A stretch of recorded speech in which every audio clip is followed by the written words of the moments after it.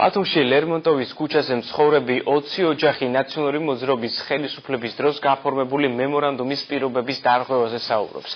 ადგილობრივების თქმით, აღნიშნულ უბანში მცხოვრები 75 ოჯახი საცხოვრებელი ბინებით გასულ წელს უზრუნველყვეს. დააკმაყოფილებს თუ არა ადგილობრივი ხელისუფლება 20 ოჯახს საცხოვრებელი ფართით და რა განცხადებები გაკეთდა დღეს საკითხზე გოგიტიძე მუშაობდა. ლერმონტოვის ქუჩის 105 ნომერში თვითნებურად შესახლებულებს ბათუმის მერიამ საცხოვრებელი პირობების გაუმჯობესების მიზნით მემორანდუმი 2008 წელს გაუფორმა, რის საფუძველზეც მრავალბინიანი სახლის აშენებისა და თითეული ოჯახისთვის 50 კვადრატული მეტრის საცხოვრებელი ფართით დაკმაყოფილების ვალდებულება აიღო. ბარაკებში მცხოვრებთა უმრავლესობას ბინები შარშან გადაეცა, 20 ოჯახი კი საცხოვრებლის გარეშე დარჩა. ბინას ავიღებ თუ ამ ხალხის ერთად დავაძე დავდიოდით, ვითომ იმათი ერთენა მიეცით, არ მოგცეს, მე მოგცემ თუ და დაპირება გვაქვს და არ ვიცი. ვითხოვთ ბინას, როგორც 75 ოჯახი დააკმაყოფილეს, ისე ვითხოვთ, რომ ჩვენ 20 ოჯახი დავჭით, მათ ერთად ვიყავით, მათ ერთად ცხოვრობდით და ჩვენც ვითხოვთ, რომ დაგავაკმაყოფილო. მოსახლეობა ნომერ 65 საბინაო სამშენებლო კოოპერატივის დირექტორ ჯამბულ კურცხალიძეს აფერაში ბათუმის მაშინდელ მმართველებს კი უყურადღებობაში ადანაშაულებს. მათი თქმით, მიწის ნაკვეთები 20 ოჯახს კერძო საკუთრებაში ახალი კორპუსების აშენების პირობით დაარეგისტრირებინეს, თუმცა ინვესტორი თვალადაც არ უნახავთ.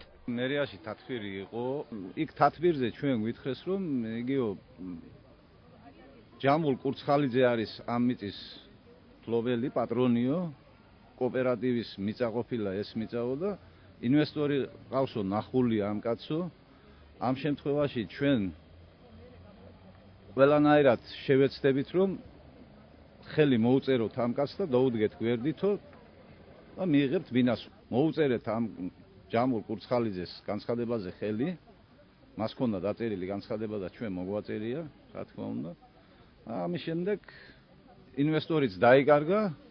ჩვენ კი ვართ ასე. მოსახლეობის მოთხოვნას უფლება დამცველი თამაზ ბაკურიძე ეხმაურება. იგი სოციალურად დაუცველი ოჯახების გაუსაძლის პირობებზე საუბრობს და ხელისუფლებას მათი მდგომარეობით და ინტერესებისკენ მოუწოდებს.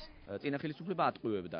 მოქმედი ხელისუფლებას კიდევ არ ძალუց რომ პრობლემა მოაგვაროს და დღევანდელი აქციის მიზანიც ისა რომ მივმართოთ, რომ ეს ადამიანები არსებობენ და ამათ ჭირდებათ 21 საუკუნეში ადამიანურ და ნორმალურ პირობებში ცხოვრება და ეს პირობები შეუქმნას უნდა სახელმწიფომ. სახელმწიფო ვალდებულია რომ ეს გააკეთოს. მერიის ეკონომიკურ სამსახურში აცხადებენ, რომ თვითნებურად შესახლებულებმა ინვესტორის მოძიების მიზნით მიწა კერძო საკუთრებაში თავიანთი სურვილით დაარეგისტრირეს, რასაც შედეგად მემორანდუმის გაუქმება მოჰყვა. ისინი დღეისათვის წარმოადგენენ მიწის ნაკვეთის მესაკუთრეებს, განსაკუთრებული მიდგომა რაიმე სახის შეღავათი ან და პირველი ეტაპის სამუშაოებს არ ვფიქრობთ, რომ მოხდეს აღნიშნულ დასახლებაში. 65 სამშენებლო კოოპერატივის იურისტი მოსახლეობის პრეტენზიებს უსაფუძვლოდ მიიჩნევს. მისი განცხადებით, 2008 წლის ცნობილი მოვლენების გამო შეჩერებული მრავალბინიანი კორპუსის მშენებლობა მალე განახლდება. დღეს ჩვენ ვიწყებთ მშენებლობას, ეს ხალხი 20 კაცი არის ჩვენი კოოპერატივის წევრები. დღეს ამ ეტაპზე არიან მიწის ნაკვეთის მესაკუთრეები, დაწყებულია ხელშეკრულებების გაფორმება მოსახლეობასთან, მათ შორის მათთანაც. ყველა მიიღებს 50 კვადრატულ მეტრს. თუ მანდამაინც სახელმწიფოდან უნდა თან მერიიდან რომელიმე პროგრამაში მონაწილეობა და დაკმაყოფილება, ამაზე წინააღმდეგი არ ვართ.